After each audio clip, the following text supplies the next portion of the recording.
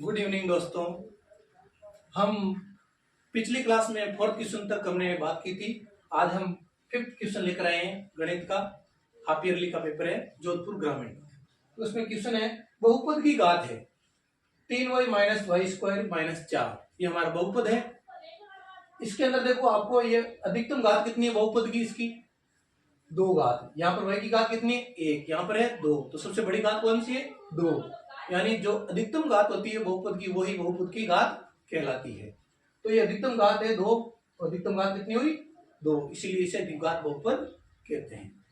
इसका आंसर होगा 2।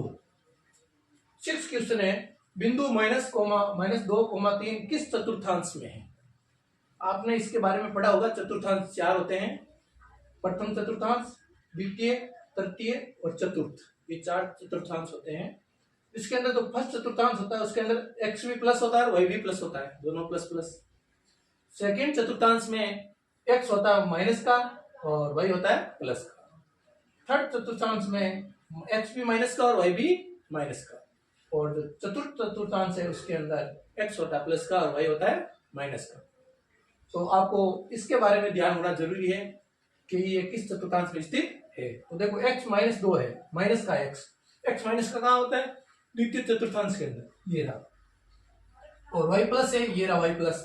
तो इस कोऑर्डिनेट के अंदर है, तो इसका आंसर क्या आएगा द्वितीय चतुर्थांश। अगला क्वेश्चन है हमारा 7। 0.23 का बार प्लस 0.22 के ऊपर बार है का मान है। इसका मान हमें बताना है, मान कितना है। इसका मतलब क्या होता है, इस लाइन का ऊपर की जो लाइन है ऊपर अंकों के ऊपर, उसका मतलब है कि ये अंक बार बार रिपीट हो रहे हैं, बार बार 0.23 23 23 23 बार बार आ रहा है, 0.22 22 22 बार बार आ रहा है, इसीलिए इसके ऊपर बार लगी हुई है। तो इसको हम सोल्व कैसे करेंगे, इसको हम शॉर्ट तरीके से सोल्व करेंगे। कैसे कि जिसके ऊपर बार है उसको लिख लो, 23 के ऊपर बार है तो 23 को लिख लिया, माइनस जिसके ऊपर बार नहीं है। किसके ऊपर बार नहीं है, कोई भी अंक ऐसा है क्या जिसके ऊपर बार नहीं है, नहीं, पूरे अंक बार है उस पर। कोई भी अंक नहीं जिसके ऊपर बार नहीं, मतलब माइनस क्या करेंगे 0 घटाएंगे, कुछ भी नहीं मतलब 0 बट्टे में जितने अंक हैं उनके ऊपर बार। कितने अंकों के ऊपर बार है 2 अंकों के ऊपर बार है तो 2 9 लाएंगे। यदि 3 अंकों के ऊपर बार होती तो 3 9 आते, 999। 2 अंकों के ऊपर बार है तो 2 9 आए। और यहाँ पास में क्या आएगा 0। कैसे आता 0, यदि यहाँ पर बार नहीं होती ना तो वहां पर क्या आता बाद में 0। तो यहाँ पर ऐसा कोई भी अंक नहीं है जिसके ऊपर बार नहीं है। दोनों के ऊपर बार है तो 2 9, 3 अंक के ऊपर बार होती तो 3 9 आते बस। प्लस 22 के ऊपर बार, 22 को लिख लिया एज इट इज, माइनस जिसके ऊपर बार नहीं है, कोई भी ऐसा अंक नहीं है जिसके ऊपर बार नहीं है, सबके अंदर है तो -0 आ गया बट्टे में। जितने अंक है उनके ऊपर बार कितनी है, 2 अंकों के ऊपर बार है, 2 ही अंक है तो 2 बार 9 9 आएगा। इक्वल टू करेंगे 23 - 0 23 बटा 99 प्लस 22 - 0 22 बटा 99 बराबर 99 आ गया। इसका एलसीएम 23 + 22, 23 और 22 कितना होता है 45 बटा 99। 99 का 45 में भाग देंगे तो क्या आएगा हमारा 0.45 0.45 तो हम उसे 0.45 बार के रूप में लिख सकते हैं ना। देखिए जिसको भाग देना नहीं आता वो देख लीजिए, 99 का भाग देंगे हम 45 के अंदर तो भाग जाएगा नहीं, तो लगाएंगे दशमलव तो यहाँ लगेगा 0। तो भाग कितनी बार जाएगा 4 बार। कितनी बार 4 बार, 396। माइनस करो, 10 में से 6 4, 14 में से 9 4, ये हो गया 0। 10 में से 6 4 और पीछे बचा 4 में से 14 में से 9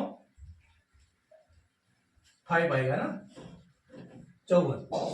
अब 99 फिर भी ये छोटा है तो और मान लो पॉइंट लगाया, यहाँ पर आ गया 0। अब 99 के अंदर इसका भाग देंगे तो कितनी बार जाएगा 5 बार। कितना आएंगे यहाँ पर 5 45 4 4 गुण 50 495। माइनस करो, 10 में से 5 5, एक इसको उधार दे दिया, 13 में से 9 4, यहाँ पर 0 45। अब देखो यहाँ पर 45 से हमने भाग देना शुरू किया, 45 वापस आ गया, मतलब ये संख्या वापस क्या आएगी रिपीट होगी, मतलब 45 45 45, मतलब इसको हम 45 के ऊपर बाहर लिख सकते हैं ना। तो इसका आंसर होगा 0.45 पर बार। 8th क्वेश्चन, यदि x+1 बहुपद 2x³ + 8x² + 3x + k का एक गुणनखंड है तो k का मान होगा। ये हमारे पास एक बहुपद है जिसके ऊपर अधिकतम घात 3 है, तो ये त्रिघात बहुपद है, तो ये इसका एक गुणनखंड है x+1, तो k का मान हमें ज्ञात करना है इसका। तो ये इसका गुणनखंड है, मतलब क्या, इसको इसके अंदर रखेंगे तो इसका मान क्या होना चाहिए हमारा 0 के बराबर रखेंगे। x+1 बराबर क्या करेंगे 0, x का मान +1 है, उधर गया तो क्या है -1, x का मान -1 इसके अंदर बहुपद के अंदर रखेंगे, तो 2x का घात -1 का क्यूब प्लस 8x की जगह -1² प्लस 3 इंटू x का क्या -1 प्लस k बराबर 0। -1 का क्यूब यानी -1 को 3 बार गुना करना, -1 इंटू -1 इंटू -1, माइनस एक बार हो गया प्लस, फिर प्लस माइनस वापस क्या हो गया माइनस, यानी जिसकी घात विषम होती है ना माइनस की, तो वापस अंक क्या आएगा विषम ही आएगा, माइनस ही आएगा। तो 1 का तो 1 का क्यूब क्या था 1, और माइनस का क्यूब क्या हुआ माइनस ही आएगा, क्योंकि यदि इसकी घात सम होती तो यहाँ पर प्लस हो जाता। तो माइनस की घात क्यूब है तो माइनस आ गया, 2 इंटू -1 प्लस, a का स्क्वायर क्या होता है 1, और माइनस का स्क्वायर क्या होता है माइनस माइनस प्लस, तो 8 हो गया प्लस का।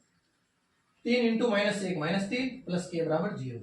8 में से 3 चले गए 5, 2 इंटू -1 -2 प्लस के बराबर 0। 5 -2 यहाँ पर कितना आया 3 प्लस के, और 3 को मैंने उधर भेज दिया तो क्या हो गया 3 माइनस का 3, तो के का मान कितना आ गया -3। ये इसका आ गया कि -3 को यहाँ इस समीकरण के अंदर रखते हैं तो ये समीकरण क्या हो जाएगी, समीकरण का के का मान कितना आ गया -3, -1 को रखने पर ये इसका एक बहुपद था। ये हो गया इसका फाइनल आंसर। तो आपको कैसा लगा हमारा वीडियो, सब्सक्राइब जरूर करें। ओके, धन्यवाद।